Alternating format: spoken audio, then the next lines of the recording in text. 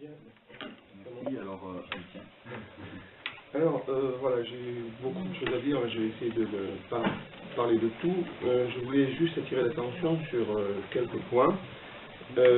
Sur Nice, nous avons fait, à l'occasion des Jeux de la francophonie, dont la France était dépositaire, la ville de Nice dépositaire en 13 septembre, du 7 septembre jusqu'au 15 septembre 2013, nous avons fait un colloque sur la défense de la langue française. Nous avons accueilli beaucoup de personnes, de différents, donc le secrétaire général de Courriel, qui est M. Mathieu Darnier, qui nous a fait un universitaire brillant, et qui nous a fait un exposé sur justement la loi Fiorenzo, etc.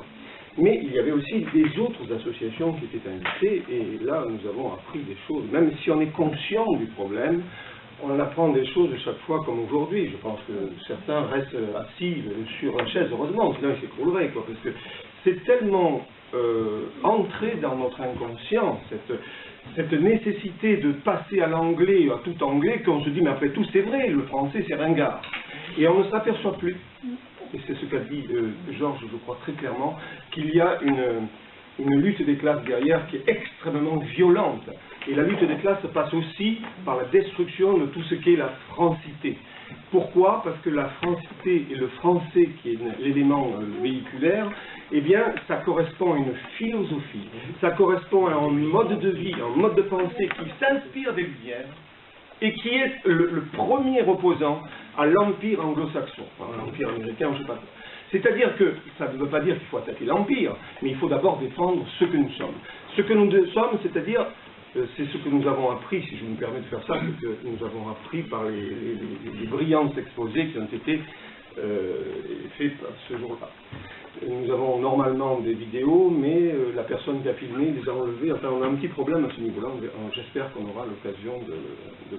Ça veut dire qu'il y a un concurrent à l'empire anglo-saxon, c'est le français. Tout ce qu'il représente, c'est la langue française, d'après, c'est pas moi qui le dis, hein, est la seule concurrente de l'anglais.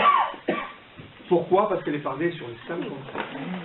Parce que c'est une langue qui permet aussi l'universalisme.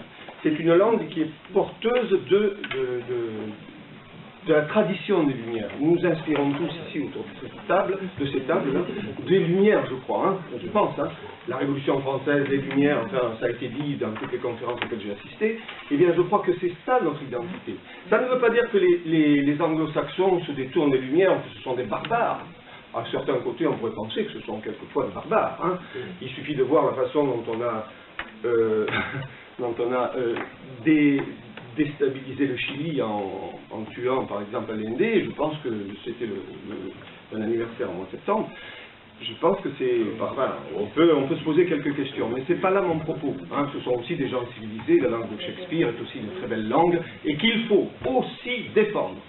Oui. Et qu'il faut aussi parler.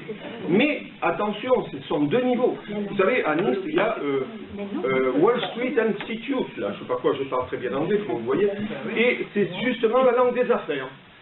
On distingue l'anglais, langue de Shakespeare, langue de culture, qu'il faut défendre au même titre que l'allemand, le chinois, le russe, etc. Le français aussi, l'occitan, tout ça. Mais l'anglais, tel qu'on veut nous imposer, c'est une langue de domination de l'Empire. Alors, ce que nous avons appris lors de ce colloque, c'est très simple, je vous donnerai quelques... Alors, oui, ce qu'a dit Georges, je crois que je corrobore. Ça veut dire que les gens qui sont chargés de défendre d'une manière officielle, et on se cache derrière, oui, il y a des institutions, la francophonie, eh bien, ce sont les principaux acteurs de la destruction de la francophonie. Nous avons constaté que pour les Jeux de la francophonie, nous avons sollicité, bien entendu, leur aide. Oh là là, ça n'a pas fait. Eh bien, on était donc dans un très beau lieu, etc.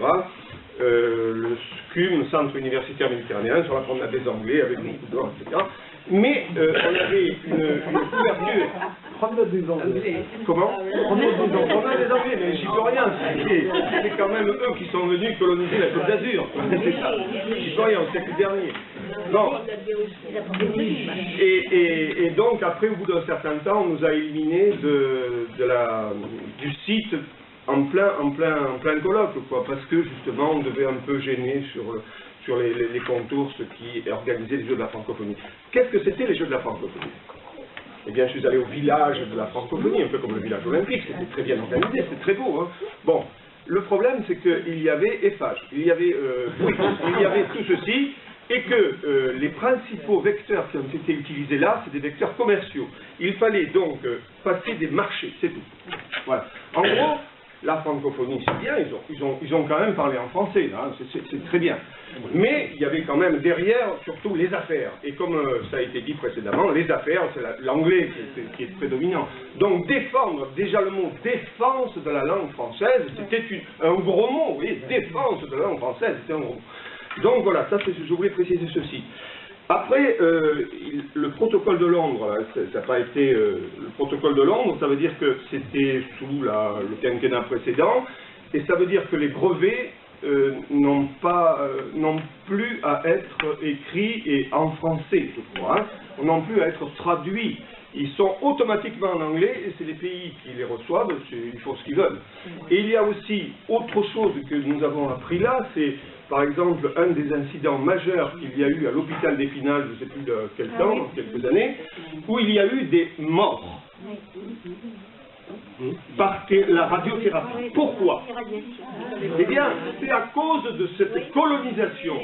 Je dis bien colonisation. Pourquoi? Parce que je ne sais pas si c'est lié directement au protocole de Londres, mais enfin, ça s'inscrit dans la même logique. On ne met plus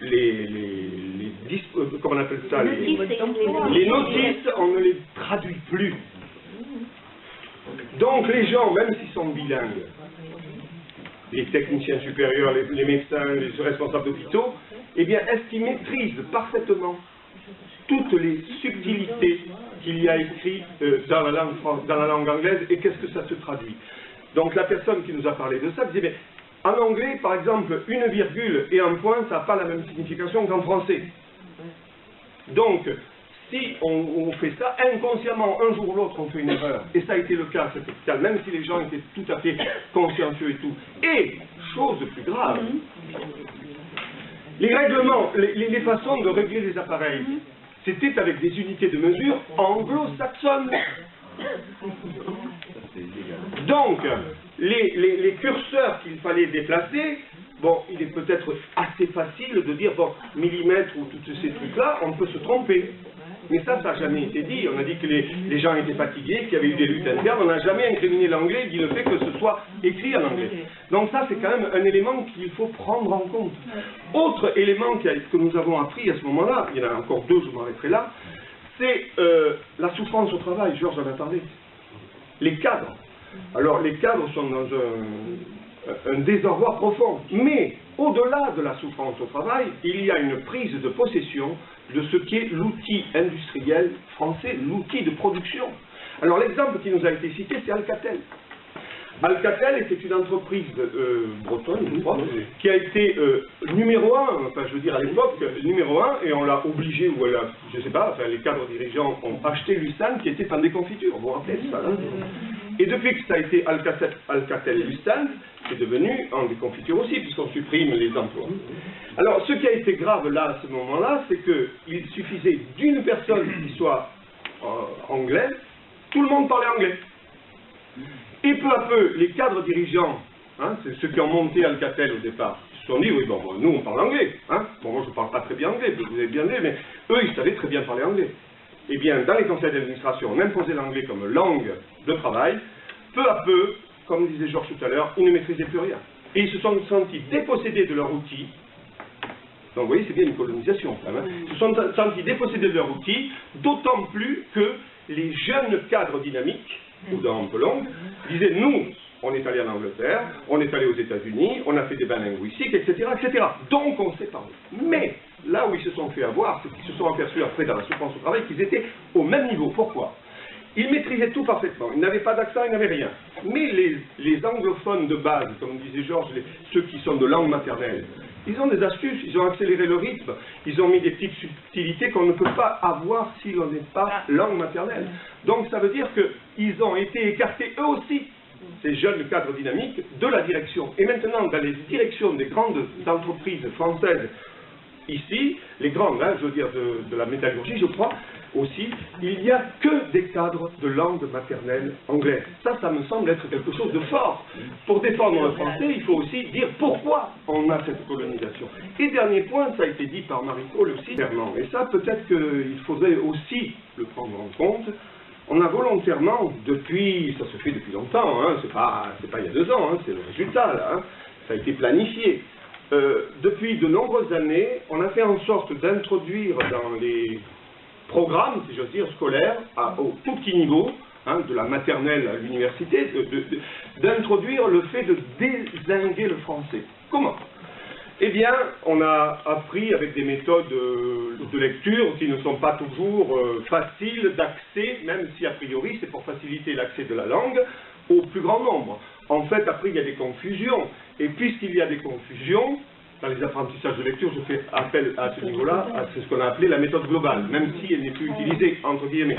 Ça veut dire que les élèves photographiant des mots ne sont plus capables de les associer et de faire la compréhension précise de cela. Et, cerise sur le gâteau, après quand ils rentrent au collège, avant ils avaient 6 heures de français, maintenant ils n'en ont plus que 4. 6 heures dans 2 dédoublés pour bien comprendre. Et donc tout ceci, ça conduit à quoi? Ça conduit que l'école publique, l'école de la République, pardon, à un moment donné, elle est dévalorisée. Et là, on voit bien que la lutte des classes est derrière. Parce que l'école publique qui donne accès à tout le monde au savoir, suivant ses compétences, enfin, je sais pas, c'est pas tout beau, hein, je veux dire, je ne défends pas mordicus la République. Je dis que ça donnait quand même accès à certains de pouvoir accéder aux grandes fonctions de l'État et des entreprises. C'est fini, ça.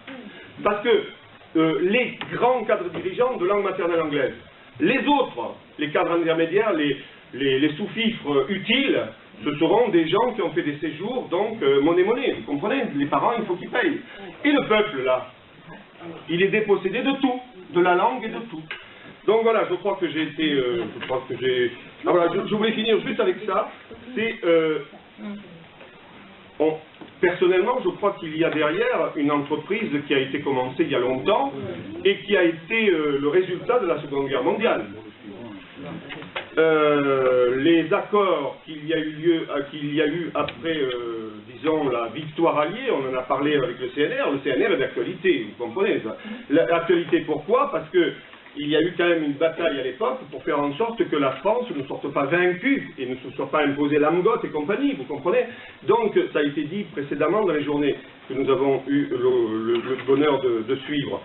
Mais donc, même s'ils n'ont pas réussi à imposer la monnaie anglaise avec le franc, avec le dollar à côté, même s'ils n'ont pas réussi à imposer ça, ils ont réussi à imposer l'OTAN, beaucoup de choses qui sont des